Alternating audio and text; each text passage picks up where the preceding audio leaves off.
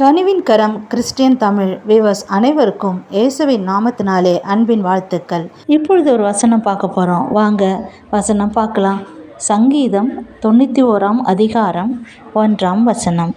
உன்னதமானவரின் மறைவில் இருக்கிறவன் சர்வ வல்லவருடைய நிழலில் தங்குவான். ஆமீன். இன்னும் மிகவும் அருமையான ஒரு வசனம் பாருங்கள். உன்னதமானவருடைய மறைவில் இருக்கிறவன் சர்வ வல்லவருடைய நிழலில் தங்குறானா. இன்றைக்கி உலகத்தில் எங்கேயுமே நமக்கு பாதுகாப்பே கிடையாது. நீங்கள் எங்கே பார்த்தாலும் அதிகள் பரவி கொண்டு இருக்கிறது. புதிய புதிய பேர் என்ன பேர்னே தெரியாத அளவுக்கு வியாதிகள். ஒரு பக்கம் புயல்னால மக்கள் பாதிப்பு பார்த்திங்கன்னா, கடந்த நாட்களில் எவ்வளோ இந்த மழையினால் எத்தனை மக்கள் அப்பா வீடு வாசலை இழந்து, ரெண்டாவது தங்கிறதுக்கு இடம் இல்லாமல், சாப்பிட்றதுக்கு உணவு இல்லாமல் எவ்வளோ ஒரு கஷ்டத்தை அனுபவிச்சாங்க பாருங்கள். இயற்கையினால் எவ்வளோ ஒரு பெரிய பாதிப்பு. ஆனால் அதே இயற்கை நமக்கு தேவையாக இருக்குது, அந்த மழை தேவையானதாக இருக்குது. ஆனாலும் ஒரு சிலவர்களுக்கு இது பாதிப்பை கொடுக்கதா இருக்குது. பல வியாதிகள், புதிதான பேரில் பல வியாதிகள் பரவி கொண்டிருக்கிறது. இதன் மத்தியில் நமக்கு இந்த உலகத்தில் ஒரு பாதுகாப்புன்னா அது கர்த்தருடைய சமூகம் மாத்திரம்தான். தேவ பிள்ளைகளே, நமக்கு பாதுகாப்பு உன்னதமானுடைய மறைவில் நம்ம இருக்கும் பொழுது மட்டும்தான் நம்ம பாதுகாக்கப்பட முடியும். அதை விட்டு நம்ம வெளியே போகும் பொழுது நம்ம பாதுகாப்பை இழந்து விடுறோம். நல்ல வெயில் இருக்கும் பொழுது நம்ம ஒரு வெயிலில் நடந்து போகும் பொழுது தான் ஒரு நிழலுடைய அருமை நமக்கு தெரியும். ஒரு கொஞ்ச நேரம் போய் நிழலில் நிற்கும் பொழுது தான் என்ன இவ்வளோ வெயிலாக இருக்குன்னு. அதுபோல தான் தேவனுடைய பாதுகாப்பில் நம்ம இருக்கும்பொழுது அந்த அருமை நமக்கு தெரியாது. சில நேரம் தேவனுடைய பாதுகாப்பை விட்டு நம்ம வெளியே போகும் பொழுது அப்போ என்ன ஆபத்துகள், சத்துருவினால என்ன போராட்டங்கள், என்ன பிரச்சனைகள், மனிதர்களால் என்ன பிரச்சனைகள் வருதுன்னு அப்போதான் நமக்கு தெரியும். ஐயோ, நம்ம தேவனை விட்டுட்டோமே. திருப்பி தேவ சமூகத்தில் நம்ம ஒப்புரவாகி அவருடைய பாதுகாப்புக்குள்ள நம்ம இருக்கும் பொழுது கர்த்தர் பாதுகாக்கிற தேவனாக இருக்கிறார். ஆகையினால எப்பொழுதுமே ஆண்டவருடைய மறைவை விட்டு, அவருடைய சமூகத்தை விட்டு நீங்கள் வெளியே போயிடாதீங்க. உலகத்துக்குள்ள, மாம்சத்துக்குள்ள, அசுத்தத்துக்குள்ள நீங்கள் போயிட்டீங்கன்னா அதுக்கப்புறம் ஈஸியாக உங்களை சத்துரு மேற்கொண்டு விடுவோம். அதுதான் வசனம் சொல்றது.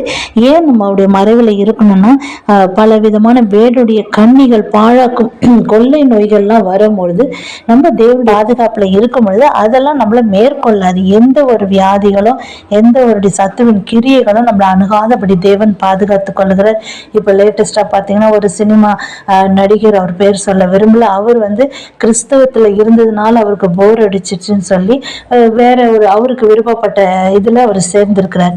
இப்படி இப்போ தேவனுடைய பாதுகாப்புல இருந்து வழி விலகும் பொழுது, ஒருவேளை இப்போ அது நல்லதா அவங்களுக்கு தெரியலாம். ஆனால் ஒரு நேரம் வரும்பொழுது அவருடைய நம்ம தேவனுடைய ஒரு அன்பை நம்ம இழந்தோமேன்னு சொல்லி அப்போ நம்ம வேதனைப்பட வேண்டிய ஒரு சூழ்நிலை வரும்.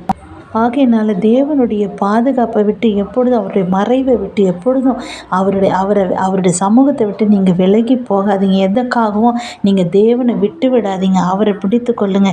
ஏன்னா நம்மளுக்கு போராட்டம், வாழ்க்கையில் பலவித போராட்டங்கள், பிரச்சனைகள், வியாதிகள், பலவீனங்கள், இப்படிப்பட்ட பொருளாதாரத்தில் பயங்கரமான ஒரு தரித்திர நிலைமை, இப்படிலாம் நம்ம கடந்து செல்லும் பொழுது ஒரு நேரம் நம்ம அந்த மரண இருளில் நடக்கிற போல இருக்கு. ஆனால் குறிப்பிட்ட ஒரு காலகட்டத்தில் கர்த்தர் நம்ம எடுத்துருவார். ஆகையினால எப்போதும் அவருடைய மறைவை விட்டு போயிடாதீங்க ஃப்ரெண்ட்ஸ். அவருக்குள்ள நீங்க இருங்க. அவர் உங்களை பாதுகாப்பார். அவர் உங்களுக்கு தேவையான எல்லா காரியத்தையும் உங்களுக்கு செய்வார். ஏதோ நம்ம கடைசி நாட்களில் வாழ்ந்து கொண்டு இருக்கிறோம். ஆகவே எங்கேயுமே நமக்கு பாதுகாப்பு கிடையாது.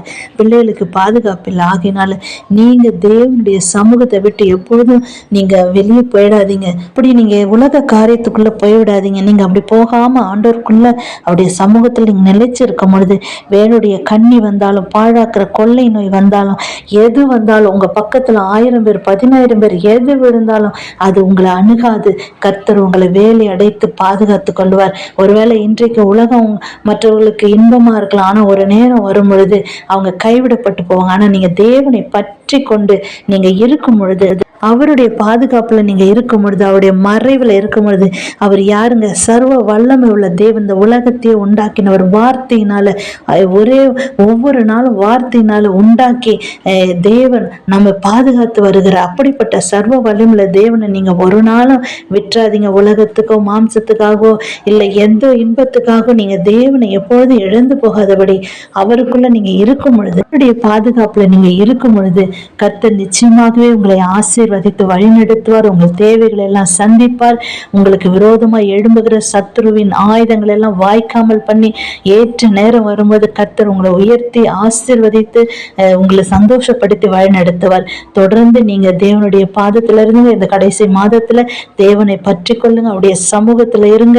கர்த்தர் உங்களை பாதுகாத்து உங்க குடும்பத்தை பாதுகாத்து ஒரு சேதமும் உங்களை அணுகாதபடி உங்க பிள்ளைகளுடைய வாழ்க்கை, ஒருவேளை வெளியூர்கள்ல உங்க பிள்ளைகள் இருக்கலாம், படிக்கிறவங்களா இருக்கலாம், வேலை செய்யறவங்களா இருக்கலாம், எல்லாவற்றையும் நீங்க தேவனுடைய சமூகத்துல ஒப்பு கொடுத்தவருடைய பாதத்துல அவருடைய மறைவுல நீங்க இருக்கும் பொழுது கர்த்தர் உங்க குடும்பத்தையும் உங்களையும் கர்த்தர் ஆசீர்வதித்து வழிநடத்துவார். ஆமீன். God bless you. தொடர்ந்து சேனலை சப்போர்ட் பண்ணுங்கள், லைக் பண்ணுங்கள், சப்ஸ்கிரைப் பண்ணுங்கள், மறக்காமல் பெல் பட்டனை கிளிக் பண்ணுங்கள். தொடர்ந்து சேனலை பாருங்கள். God bless you.